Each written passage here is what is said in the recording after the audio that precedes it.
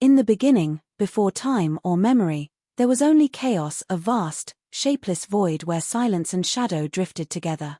It was not evil nor good, it simply was endless and unformed. From this formless abyss came the first stirrings of creation. The first breaths of existence. Out of chaos emerged Gaia, the earth, solid and nurturing, her body spreading wide beneath the newborn sky. From her came the mountains, the valleys, the rivers that would one day echo with mortal footsteps. And alongside her rose Tartarus, the deep pit beneath the world, a place of mystery and darkness, older than fear itself. Then came Eros, the spirit of love, the force that would drive all creation to join and multiply. Love, born in the first moment of light, would forever bind gods, mortals, and the very stars themselves. From Gaia's fertile heart came Uranus, the sky, vast and glittering, who wrapped himself around her in an eternal embrace. Their union filled the world with life, and from it were born the Titans, the first gods of immense power and beauty. Among them were Oceanus, who ruled the endless seas, Hyperion, lord of light, Thea, the mother of the moon and sun, and Cronus, the youngest and most cunning of them all. Yet Uranus, fearing the power of his children, cast them into the depths of the earth, into Gaia's very womb, where they groaned in darkness. Gaia's pain grew until it turned to rage. She fashioned from stone a sickle of unbreakable metal and called upon her children to avenge her. Only Cronus was brave enough to answer. One night, when Uranus descended to lie upon Gaia once more, Cronus rose from the shadows. With the sickle his mother had made, he struck down his father, casting his blood across the heavens. From that blood came new beings, the Furies, avengers of injustice, the giants, towering and wild, and from the foam of the sea, the goddess of beauty herself, Aphrodite, whose laughter would one day bend gods and men alike. With Uranus overthrown, Cronus took the throne of the cosmos. The age of the Titans had begun. Under Cronus' rule, the world entered a golden age. The land was fertile, the seas calm, and there was no hunger nor death. Mortals, though simple, lived in harmony with nature and the divine. Yet the shadow of prophecy haunted Cronus, for Uranus had cursed him, saying that one day, one of his own children would overthrow him, just as he had done to his father. Fearful, Cronus took a terrible path. Each time his wife, Rhea, bore a child, he swallowed the newborn whole, imprisoning the gods within his own body. Rhea wept for her lost children, Hestia, Demeter, Hera, Hades, and Poseidon, and prayed to Gaia for guidance. The earth whispered to her a plan. When her next child was born, she hid him in a cave on the island of Crete and gave Cronus a stone wrapped in cloth instead. The Titans swallowed it without question. The child, Zeus, was raised in secret by nymphs and guarded by the sacred goat Amalthea, whose milk nourished him. Warriors known as the Curetes clashed their shields together to hide the baby's cries. As Zeus grew, so did his power and his wisdom. Guided by Gaia, he returned to confront his father. He tricked Cronus into drinking a potion brewed by the goddess Metis, which caused him to vomit forth his swallowed children. One by one they emerged, the gods and goddesses of Olympus, reborn and free. Together they waged a war that would shake the foundations of the world, the Titanomachy, a battle between the Titans and the Olympians for the rule of existence. For 10 years the war raged. The heavens burned with thunder and fire. Mountains crumbled, and oceans rose. The Titans, led by Cronus, fought fiercely from their fortress on Mount Arthries. The Olympians, under Zeus, fought from Mount Olympus, wielding the weapons of storm and light.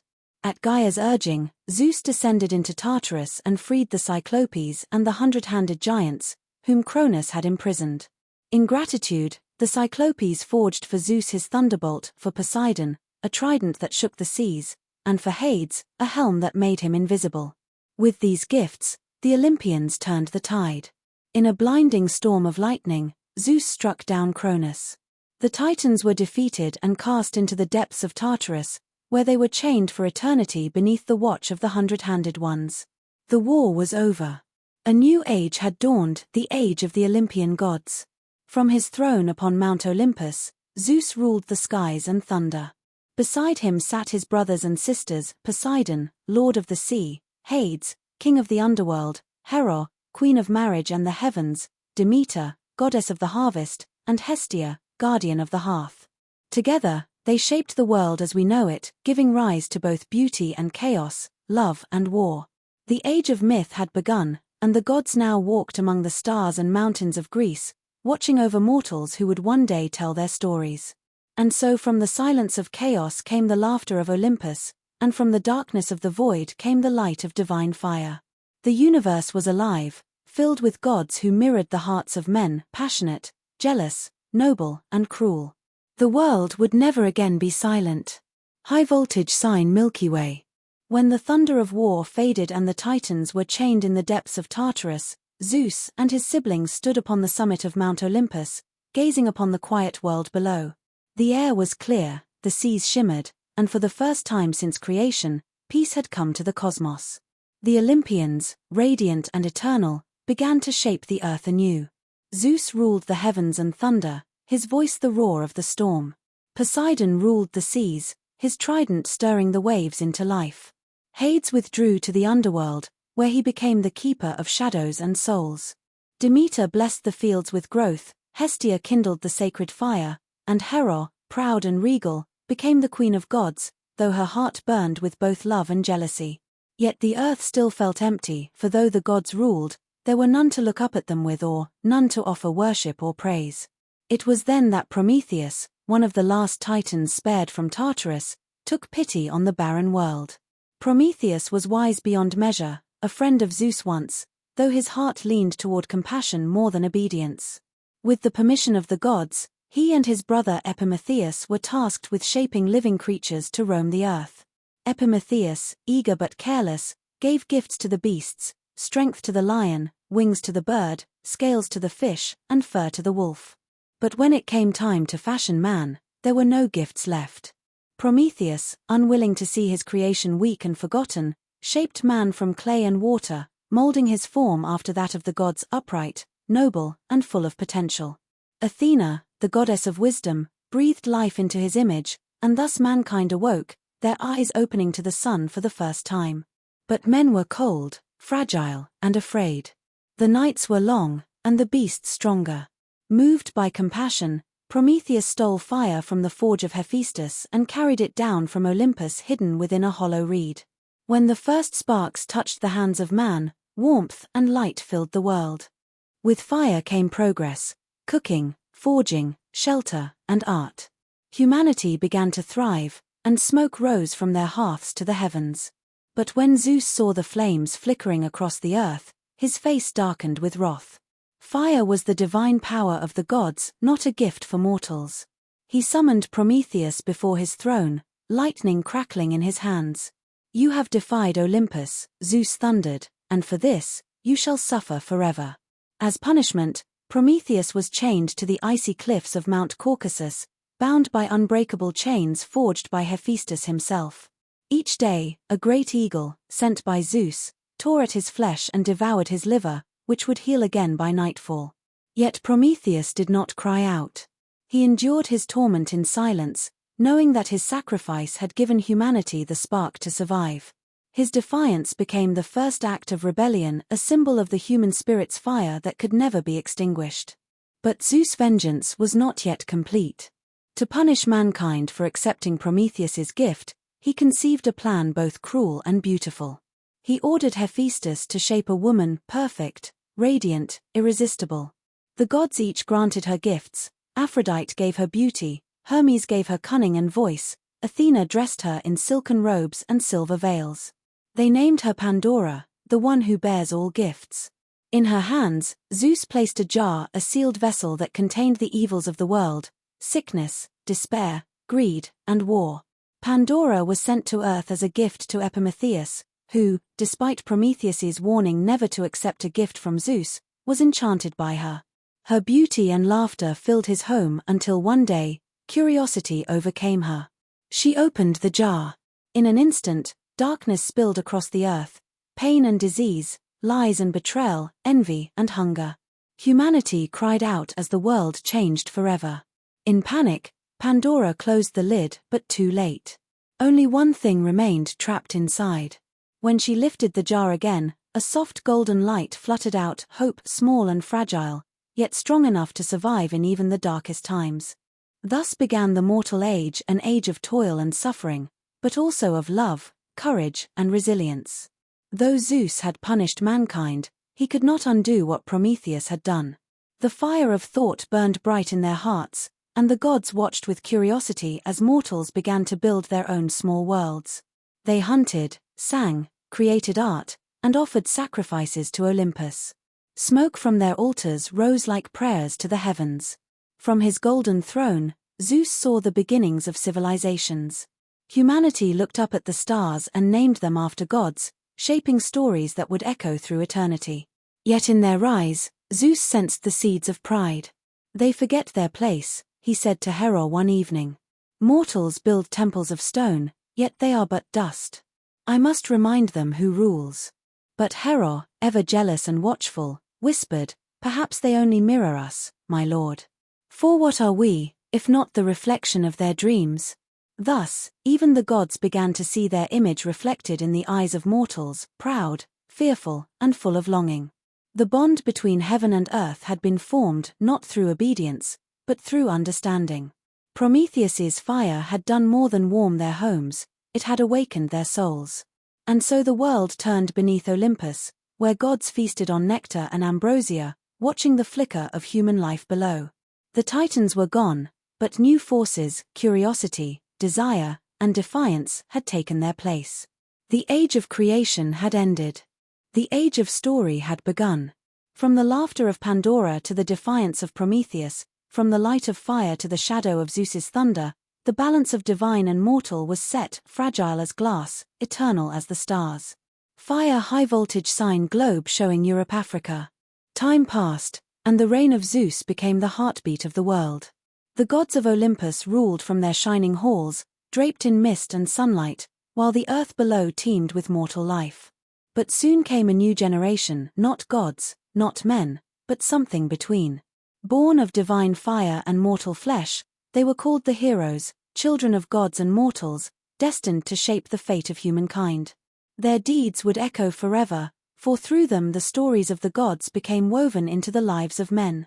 The first among these was Perseus, son of Zeus and the mortal princess Danae. His life began with fear and prophecy, for Danae's father, King Acrisius, had been warned that his grandson would one day bring about his death. To escape fate, Acrisius locked his daughter in a bronze tower where no man could reach her. But Zeus, taking the form of golden light, entered her prison and she conceived a son. When Acrisius discovered the child, he cast mother and infant into the sea in a wooden chest, hoping the waves would claim them. Yet the sea, ruled by Poseidon, carried them safely to the island of Seriphos. There, Perseus grew strong and brave. The island's cruel king, Polydectes, desiring Danae, sent Perseus on a mission meant to destroy him, to bring back the head of Medusa, one of the three Gorgons whose gaze turned all living beings to stone. With the help of the gods, Hermes lent him winged sandals, Athena gave him a shining bronze shield, and Hades lent him his helm of invisibility. Perseus set forth. Guided by wisdom and courage, he found Medusa sleeping among stone statues of her victims. Using his shield as a mirror, he avoided her deadly gaze and struck her down with a single, clean blow. From her blood sprang Pegasus, the winged horse of legend. Perseus soared home victorious, his courage immortalized among the stars. But the age of heroes did not end there. From the smoke of battle and divine desire came Heracles, greatest of all demigods, son of Zeus and Alcmene. Born with power beyond any mortal, he was destined for greatness but cursed by Hera, who despised Zeus's mortal lovers and their children. In her wrath, she sent madness upon Heracles, driving him to commit a terrible deed that left him haunted with guilt. To cleanse his soul, the oracle commanded him to serve King Eurystheus and perform 12 impossible tasks, the 12 labors of Heracles. He faced monsters and legends alike, he slew the Nemean lion with his bare hands, captured the Erymanthian boar, and defeated the Lernaean hydra, whose heads grew back each time they were cut. He cleaned the Augean stables in a single day by rerouting a river, and brought the golden hind of Artemis back alive. He fought the Stymphalian birds, captured Cerberus, the three-headed guardian of the underworld, and wrestled the Cretan bull. Each labor tested his strength and will, But beneath his might was always sorrow, the burden of divine cruelty and human redemption. Heracles became the symbol of endurance, a bridge between gods and men, proving that heroism was not without suffering. Far away, across the seas, another band of heroes rose, the Argonauts, led by Jason. Their quest was to find the Golden Fleece, guarded by a dragon in the distant land of Colchis. With the ship Argo, built by Athena's blessing, and a crew of demigods and warriors, they sailed through storms, monsters, and enchantments.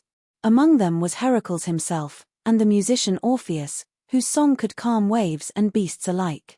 Jason faced betrayal, love, and tragedy when he met Medea, a sorceress who helped him succeed only to be betrayed by his ambition later. Their story, like many in the Age of Heroes, ended not in triumph but in sorrow, for even those loved by gods could not escape the cruelty of fate. Fate, in truth, was the silent power that bound all things in the Greek world. Not even Zeus himself could defy the Moirai, the Fates, who spun, measured, and cut the threads of every life. From their loom came destiny, unchangeable and eternal. It was fate that brought Oedipus to slay his father and marry his mother, fate that guided Theseus into the labyrinth to face the Minotaur, fate that lured Orpheus into the underworld to seek his lost love Eurydice, only for him to look back too soon. Each hero, no matter how bold or blessed, met the same truth, that all mortals must walk the path laid out for them by the unseen hands of destiny. As the centuries passed, the deeds of heroes became stars in the night sky, immortalized by Zeus and Athena as lessons for mortals below. The constellation of Perseus still glimmered near Pegasus, while Orion, the great hunter, strode among the heavens. Even Heracles was granted immortality, rising to Olympus after his mortal death, where he found peace at last among the gods. But the Age of Heroes was not only one of glory, it was also a mirror of the divine flaws that shaped it. The gods themselves quarreled, loved, and betrayed with hearts no less human than those of their worshippers. Mars, god of war, reveled in chaos and blood, while Aphrodite, goddess of love, tangled hearts with beauty and desire. Apollo, radiant and wise, could heal or curse with equal grace. Athena, born from Zeus's mind, guided kings and heroes but knew the burden of foresight. Olympus was a reflection of mankind, powerful, immortal, yet eternally flawed. Through these myths, mortals found not fear but meaning. Every storm, every victory, every heartbreak was a whisper of the gods' own stories playing out again in mortal hearts. The gods were not distant, they were within the pulse of the world, in the thunder, the ocean's roar, the warmth of the sun, and the cold of the grave. And so, the Age of Heroes became the age of legend, when courage, love, and tragedy wove together into tales that would never fade. The mortals who once trembled before the gods now stood beside them in song and memory, immortal through story if not in body. The world of men had grown bright with fire, and Olympus watched from above, proud yet restless. For even as heroes rose, a shadow gathered, a war not between gods and men, but between heaven and itself. For soon, even the gods would taste fear. Crossed swords # high voltage sign. As centuries rolled like waves upon eternity, the gleaming age of gods and heroes began to wane. The world still trembled under the footsteps of immortals, but the air had grown heavy with destiny. The songs of Olympus no longer reached the earth as clearly as before, and the hearts of men, once humble before the divine, began to burn with pride and ambition. It was the beginning of the twilight of the gods, when the line between legend and history blurred forever and the echo of thunder faded into human memory. At the center of this final storm was Troy, the greatest city of its age, ruled by King Priam and blessed by the favor of the gods. Its walls, built by Poseidon and Apollo, rose like golden cliffs beside the Aegean Sea. Yet beneath its beauty brewed the spark of ruin, a single act of pride and desire that would ignite the greatest war ever sung. It began with the judgment of Paris, when the gods gathered at the wedding of Peleus and Thetis, the sea goddess destined to bear a son mightier than his father. All Olympus attended, save for one Eris, goddess of discord. Angered at her exclusion, she hurled a golden apple into the feast, inscribed with the words, "To the fairest." Instantly, Hera, Athena, and Aphrodite claimed it. None could decide between them, so Zeus, wishing to avoid the wrath of any goddess, commanded that the mortal Prince Paris of Troy should judge. Each goddess offered him a gift. Hera promised power and dominion over all men, Athena offered wisdom and victory in battle, but Aphrodite, smiling softly, offered love, the love of the most beautiful woman in the world, Helen of Sparta. Paris, blinded by desire, chose Aphrodite, and in doing so sealed the fate of nations. Helen, though already wed to King Menelaus, was taken to Troy under the goddess's enchantment.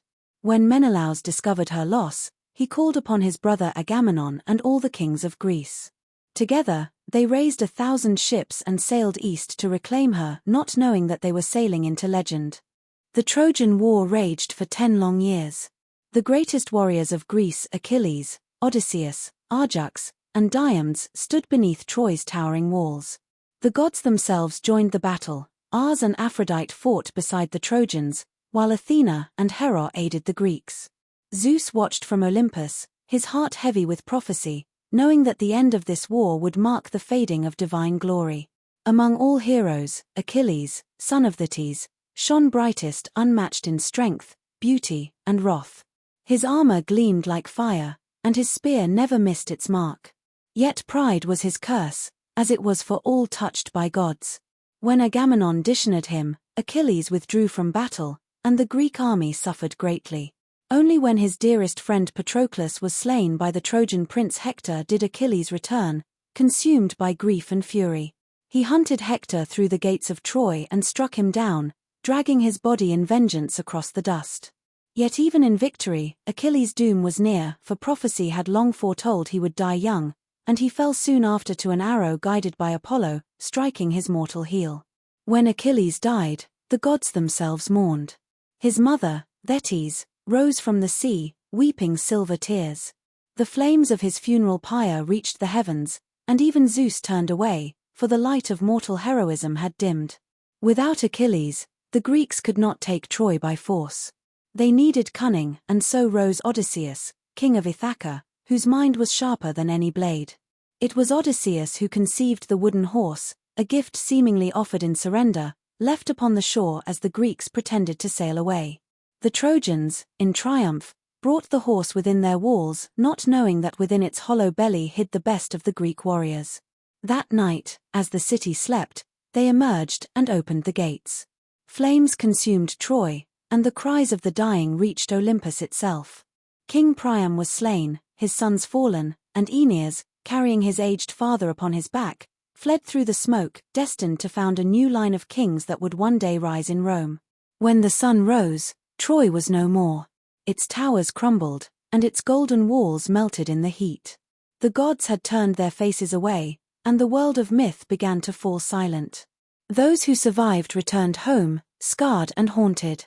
Odysseus wandered for 10 long years upon the sea, facing the wrath of Poseidon, the songs of sirens, the sorceress Circe, and the shadowed halls of Hades himself, before at last finding his way home.